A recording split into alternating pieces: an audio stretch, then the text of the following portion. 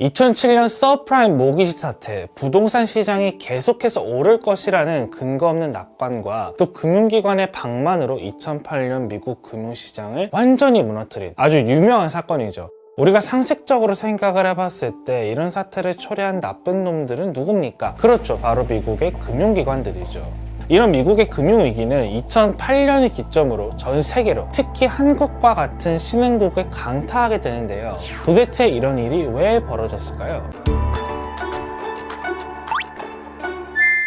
안녕하세요. 지식의 지도를 만드는 7분 이감TV입니다. 이렇게 미국의 금융위기를 전 세계의 금융위기로 널리 확장시킨 원인은 물론 여러 가지가 있겠습니다만 대표적으로 투기성 자본이 있습니다. 투기성 자본, 이름부터가 심상치가 않죠?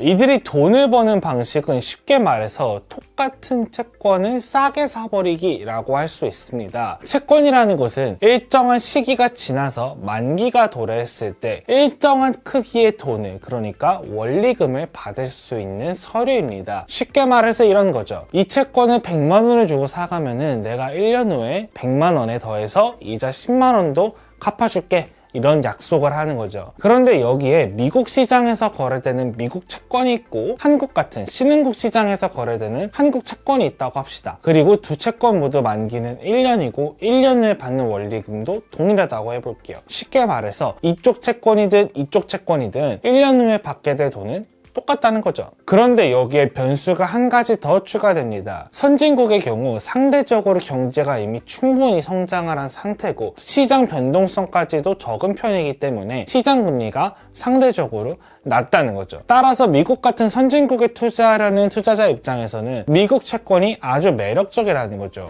뭐 다른 금융상품에 투자를 하려고 해도 시장 금리가 낮기 때문에 다른 금융상품을 투자해서 얻을 수 있는 수익률이 상당히 낮거든요. 재미 보기가 힘들다는 거죠.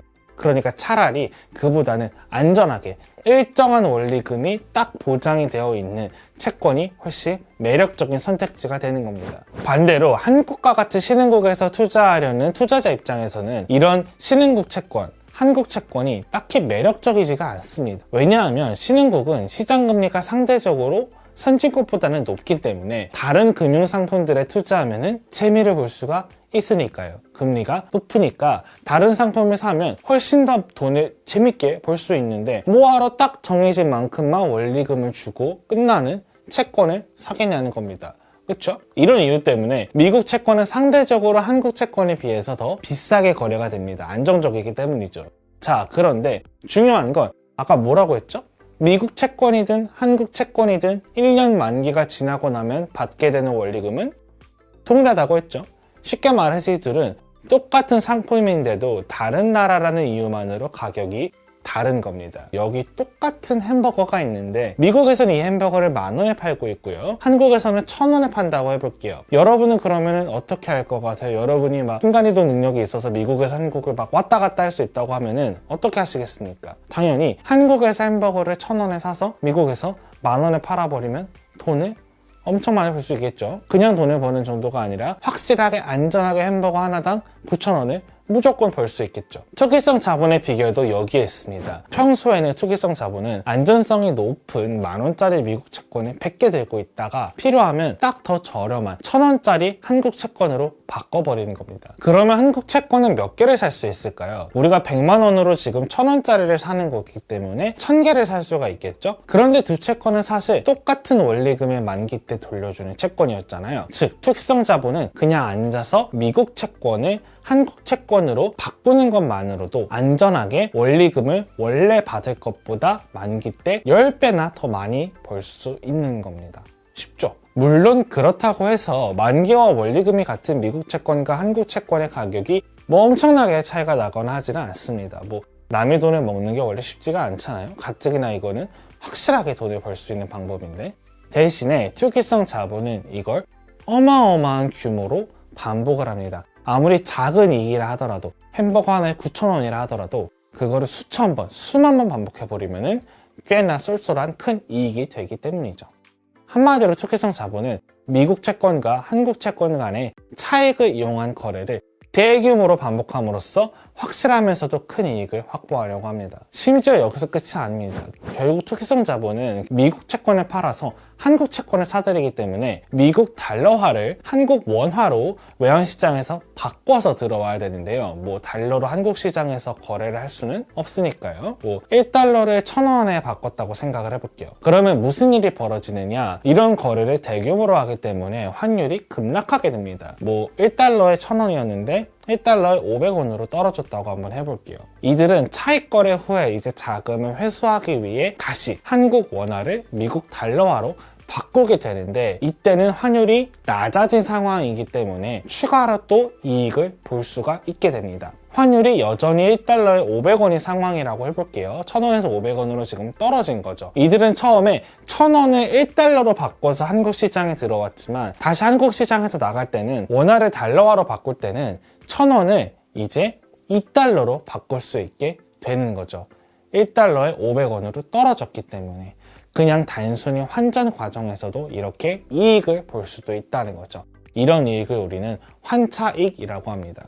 자, 투기성 자본이 어떻게 재미를 받는지 살펴봤으니까 이번에는 이게 왜 한국과 같은 신흥국 금융시장에 해를 끼치는지 살펴보겠습니다. 이들은 어디까지나 장기적으로 한국 금융시장에 투자하려고 들어오는 게 아니죠. 우리가 지금까지 얘기한 대로 이들은 어디까지나 재미만 보려고 시장에 들어오는 겁니다. 이들은 2008년 금융위기와 같이 금융이 좀 불안해지거나 아니면 투자자들이 그런 이유로 자금을 회수하고 싶어 할 때 가차없이 대기업으로 사들였던 한국 자산을 순식간에 또 팔아치우고 떠나버립니다. 그렇기 때문에 한국 금융시장이 폭삭 무너져 버릴 수가 있고, 또 이들이 이런 식으로 왔다 갔다 하는 과정에서 팔아치우는 그런 규모가 워낙 방대하기 때문에 외환시장을 항상 교란시키게 됩니다. 환율을 급등시키고 또 환율을 확 떨어뜨려 버리고 이런 문제가 발생하는 거죠. 특히 이들이 시장에서 나가는 과정에서는 환율을 급등시키게 되는데, 이런 환율 급등 자체가 또 심각한 문제를 초래하게 됩니다. 왜냐하면 달러화는 워낙 국제거래에서 통용되는 화폐이기 때문에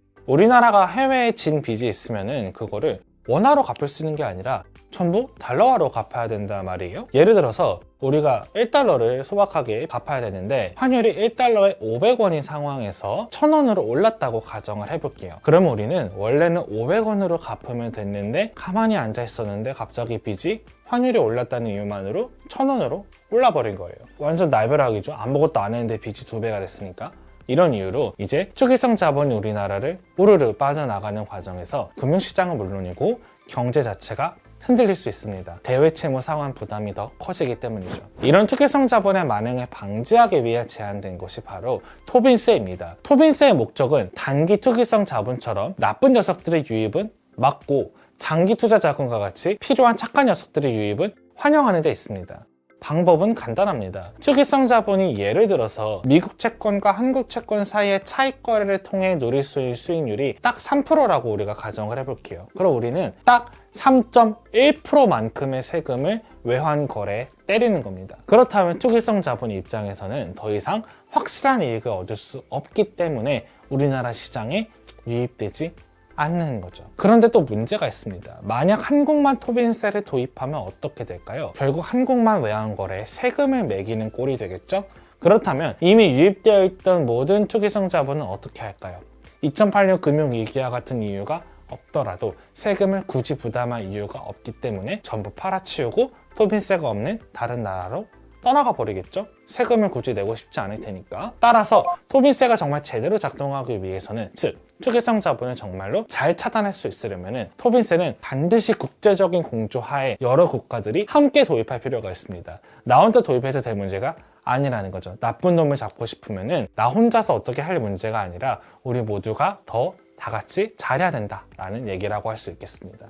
이제 왜 미국의 금융위기가 한국의 금융시장의 붕괴의 원인이 되는지, 또 그 과정에서 투기성 자본의 역할이 어떻게 이루어지게 되는지에 대해서 잘 아시겠죠? 우리나라에서도 2012년 발의된 외환거래세 신설 법안에서도 투기성 자본의 문제를 해결하기 위해 토빈세를 도입하려 하고 있는데요. 이에 대한 내용은 우리 이감의 보기 문제 풀이 영상에서 살펴보실 수 있겠습니다. 지금까지 이감TV의 수민쌤이었습니다.